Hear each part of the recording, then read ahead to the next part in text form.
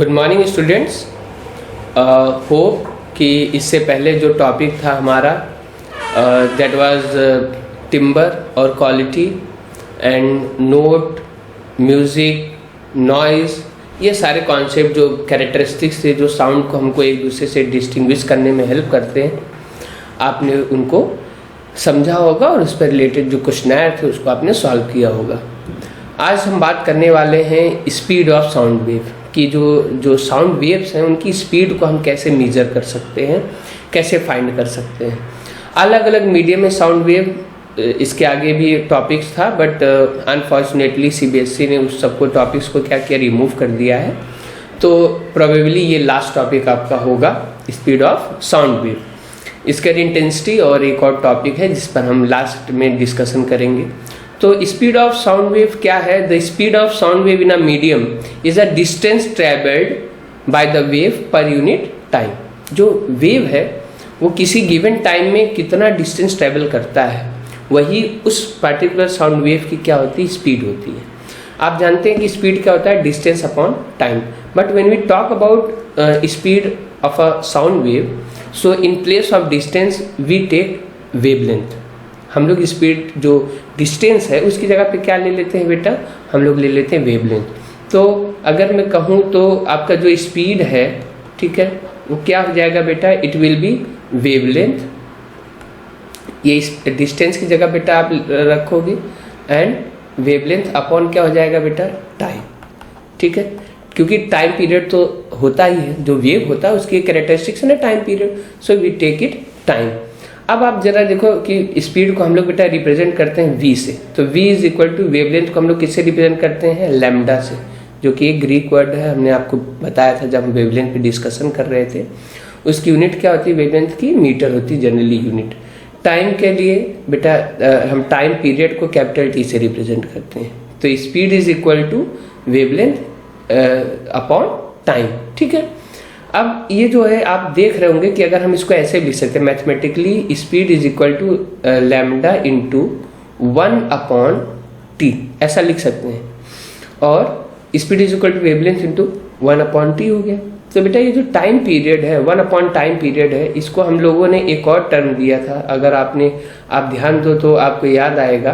तो we have v is equal to beta we have lambda into 1 upon T को हम क्या बोलते हैं, फ्रीक्वेंसी बोलते हैं। So we have wavelength is equal to speed is equal to wavelength into frequency. तो आप जो है, जो आपकी स्पीड है साउंड वेव की, उसको आप दो तरीके से, दो फॉर्मूले से फाइंड कर सकते हैं। एक बेटा क्या है, that is speed is equal to wavelength upon time. अगर आपको वेवलेंथ दिया और टाइम पीरियड दिया साउंड वेव का, तो आप उसकी स्पीड इस फॉर्मूले से निकाल सकते हैं। और अगर टाइम पीरियड नहीं दिया हुआ है तो आप फ्रीक्वेंसी तो फाइंड कर सकते हैं अगर टाइम पीरियड दिया हुआ है। और अगर नहीं दिया हुआ है, फ्रीक्वेंसी दी हुई है, तो आप डायरेक्टली ये लगा सकते हैं कि speed is equal to wavelength into frequency. तो इन दोनों फॉर्मूले से हम लोग जनरली क्या करते हैं, स्पीड निकालते हैं। तो either we will given time और either we will given frequency, दोनों इंटर रिलेटेड है। दोनों को बेटा आप एक दूसरे से क्या कर सकते हैं, फाइंड कर सकते हैं, एक दूसरे से रिलेट करके वैल्यू फाइंड कर सकते हैं। बट वेवलेंथ देना जरूरी है। तो वेवलेंथ अगर दिया रहेगा तो बड़े आसानी से आप स्पीड को फाइंड कर सकते हैं। तो क्लियर है, जैसे हर चीज़ की स्पीड निकाल सकते हैं उसी तरह हम साउंड की भी स्पीड फाइंड कर सकते हैं।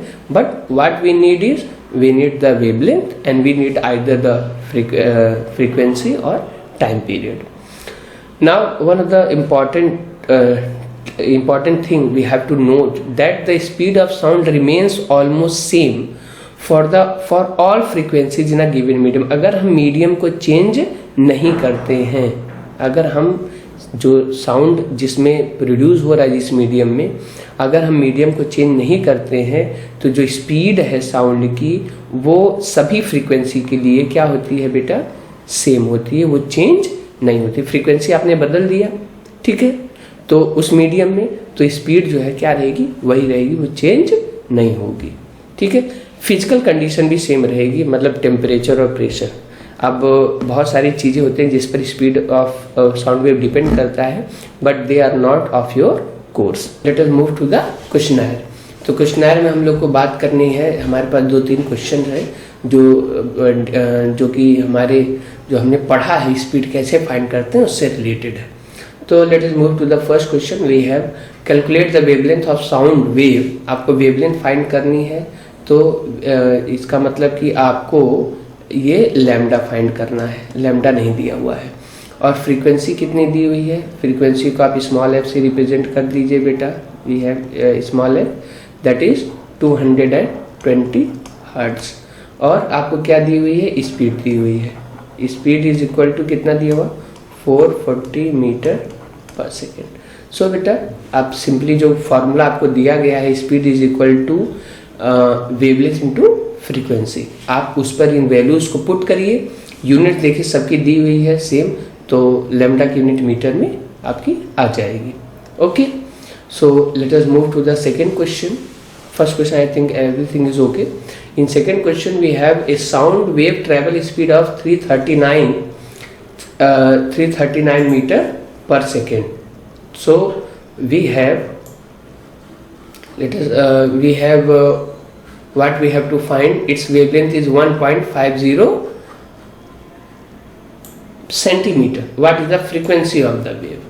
So for this, first we have to know what are the things that are given. So what are the things we have given? We have given speed. We have speed is equal to 339 meter per second. Next we have given the wavelength, lambda. Lambda is 1.50 centimeter. So we have to see here that if the velocity is in meter per second, so जो wavelength है बेटा, it could not be in centimeter, it should be in meter. So what we have to do, we have to divide this by 100 and then this will be turned into meter. Okay, then what we have to find, we have to find the frequency of the wave. So frequency को for our simplicity we will denote it by small f, but it is denoted by nu. Okay, generally it is denoted by nu, but in your class, in class 9th, you can denote frequency by small f. So again you have to use formula speed is equal to wavelength into frequency. So by transposing you can easily find the value of frequency. We'll move to the next question, that is we have to find a wave of moves a distance of 8 meter in 0.05 second. Okay, so what we have to find, we have to find the velocity of the wave. Okay, either you can say velocity or you can say the speed. So for this we have speed is equal to, we all know that distance upon time. So we have distance. What is the distance? It is 8 meter and time is 0.05 second. So everything is in unit that we want. By solving this you can easily find, you just multiply it by 100. Okay, so that key decimal can be removed. So into 100 upon 100, so what we will get, we will get 800 upon 5.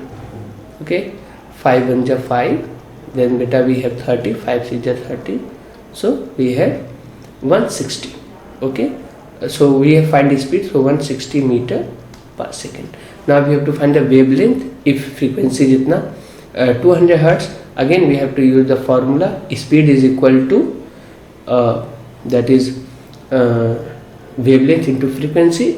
We have given frequency 200 hertz, we have to find wavelength, and we have already find velocity, that is 160 meter per second. So that's all for today. So in this slide we have studied about the speed, how we find the speed, and we have solved some question related to that. In coming days we will be given some sheets which we on this topic, and you have to solve some question related to that. Till then watch the videos. Okay, and if you have any doubt, just go through your NCERT book. Okay, 2 or 3 times, how much you can study the topic. ठीक है, the concept which you are not getting. Okay, that's all. Thank you.